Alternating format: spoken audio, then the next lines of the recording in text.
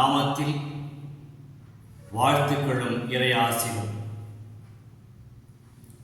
இன்று நவம்பர் 24 2024.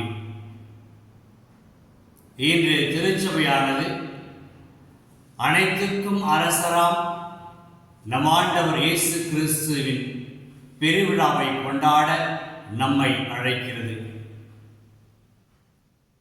கிறிஸ்துவின் அன்பர்களே, இந்த உலக வரலாற்றில் மானிட குலம் எத்தனையோ அரசர்களை பார்த்திருக்கிறது. அரசர்களை இரு வகையாக பிரித்து பார்க்கலாம். ஒன்று கொடுங்கோல் ஆட்சியாளர்கள், மற்றவர்கள் கனிவுள்ள இரக்கம் படைத்த ஆட்சியாளர்கள். இவர்களுக்கெல்லாம் மேலாக நம் ஆண்டவர் இயேசு கிறிஸ்து அனைத்துலகின் அரசராக, விண்ணுக்கும் மண்ணுக்கும் அரசராக இன்று மானிட குலத்தால் போற்றப்படுகிறார். அவருடைய ஆசி நமக்கு தேவை, அவருடைய உடனிருப்பு நமக்கு தேவை என்பதை புகழ்ந்து பார்க்கின்ற வேளையில் திருச்சபை நம்மையெல்லாம் இந்த பெருவிழாவை கொண்டாட அழைக்கிறது. இந்த நம்முடைய பேரரசர் இயேசு கிறிஸ்துவின் வாழ்க்கையை பார்க்கிற பொழுது அவருடைய வாழ்வில் பல்வேறு பண்புகளையும் போற்றுதற்குரிய குணங்களையும் பார்க்கிறோம். லூக்கா நற்செய்தியில் 2ஆம் அதிகாரத்தில் குழந்தை இயேசுவை சிமியோன் கையில் ஏந்தி, இந்த குழந்தை இஸ்ராயேல் பலருடைய வாழ்வில் வீழ்ச்சிக்கும் எழுச்சிக்கும் காரணமாக இருக்கும், எதிர்க்கப்படும் அடையாளமாக இருக்கும் என்று அன்று அன்னையை பார்த்து சிமியோன் கூறினார். உமது உள்ளத்தையும் ஒரு வாழ் ஊடுருவிப்பாயும் என்றும் சொன்னார். ஆக குழந்தையிலேயே இந்த குழந்தை வித்தியாசமான குழந்தை, வரலாறு படைக்கப் போகிறது என்று சற்றே சிமியோனுக்கு தெரிந்திருக்கிறது, ஆண்டவர் உணர்த்திருக்கிறார். அதற்கு பிறகு இயேசுடைய வாழ்க்கையை நாம் பார்க்கிற பொழுது பல்வேறு நல்ல பண்புகளை எல்லாம் பார்க்கிறோம். லூக்கா நற்செய்தியில் 7ஆவது அதிகாரத்தில் அந்த இயேசு ஆண்டவர் நயீன் என்ற ஊருக்கு செல்கிறார்.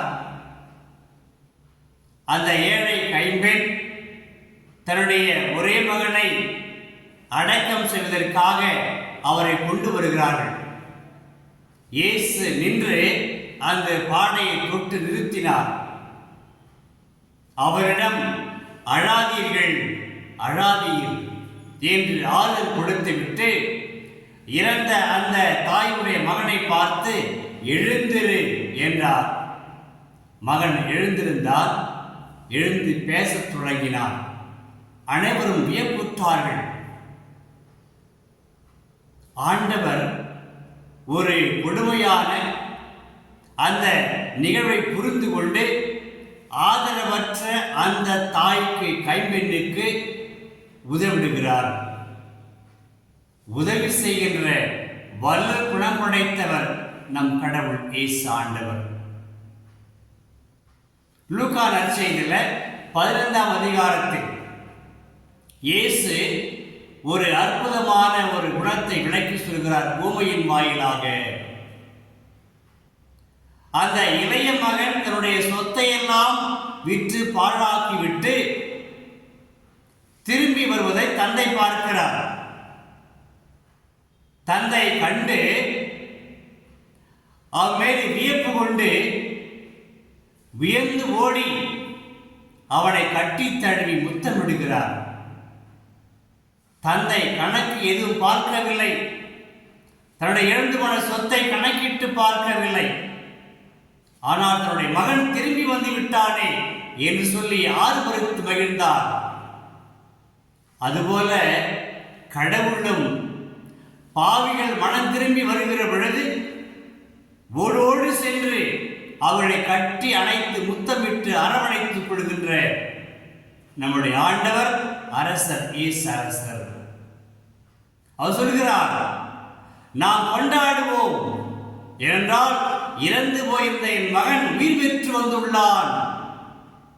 நாம் ஒவ்வொருவரும் மனம் திரும்பி ஆண்டவரை வருகிற பொழுது ஆண்டவர் சொல்கிற வார்த்தை இதுதான், என் மகன் என் மகள் காணாமல் போயிருந்தால் இதோ வந்துவிட்டார். என் மகன் இறந்து போயிருந்தான், இப்போது உயிர் பெற்று வந்துள்ளான் அல்லது வந்துள்ளார் என்று சொல்கின்றார்.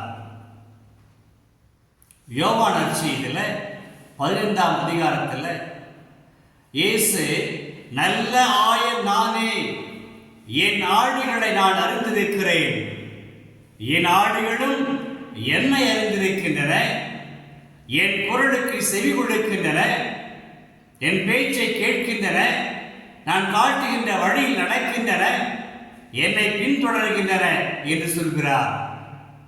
சொல்லிட்டு, என் ஆடுகளுக்காக என் உயிரையும் நான் கொடுக்கிறேன்.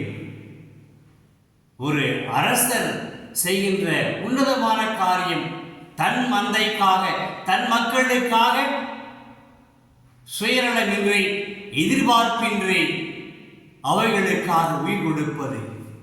அப்படிப்பட்ட மேலான அரசர் நம் அரசர் இயேசு கிறிஸ்து. அன்பர்களே, இயேசு சிலுவையில் தொங்கிக் கொண்டிருக்கிறார். யூகா நற்செய்தி 23ஆம் அதிகாரத்தில் சொல்லனா துயரம், சொல்லனா வேதனை, அந்த நிலையில் கூட தன்னை இழிவுபடுத்தியவர்களை, கொடுமைப்படுத்தியவர்களை பார்த்து ஆண்டவன் கெஞ்சுகிறார், தந்தையே, இவர்கள் செய்வது இன்னதென்று இவர்களுக்கு தெரியவில்லை, இவர்களை மன்னியும். ஆக அந்த துயரமான, துன்பமான, அவமானமான நேரத்தில் கூட மன்னிப்பை வழங்குகின்ற பேரரசர் நம் ஆண்டவர் இயேசு கிறிஸ்து. இப்படி நம்முடைய இயேசு ஆண்டவர் அரசரை பற்றி நாம் சொல்லிக்கொண்டே போகலாம். அப்படிப்பட்ட மேன்மையான, தன்னுடைய மக்களுக்காக வாழ்கிற அரசர் இயேசு கிறிஸ்து அரசர். அன்பர்களே, இந்த அரசர் சாதாரண அரசர் அல்ல, ஞானம் மிக்க, விவேகமிக்க, அறிவு கூர்மையுள்ள அரசர் அரசர் இயேசு ஆண்டவர். 2 நினைவுகளை சொல்கிறேன். ஒன்று, யோவான் நற்செய்தியில 8ஆம் அதிகாரத்தில், அன்று அந்த ஊரே திரண்டு கூடியிருக்கிறது. எல்லாரும் கையில் கற்களை வைத்துக் கொண்டிருக்கிறார்கள்.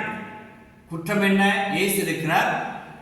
ஒரு பெண்ணை கூட்டி வந்து, இவர் பாவம் செய்து விட்டாள், நாங்கள் இவரை கொலை செய்ய போகிறோம் மோசே சட்டத்தின்படி. எனவே அனைவரும் தயாராக இருக்கிறார்கள் அந்த பெண்மணியை கொன்று குவிப்பதற்கு. இயேசு அந்த நேரத்தில் அமைதி காக்கின்றார்.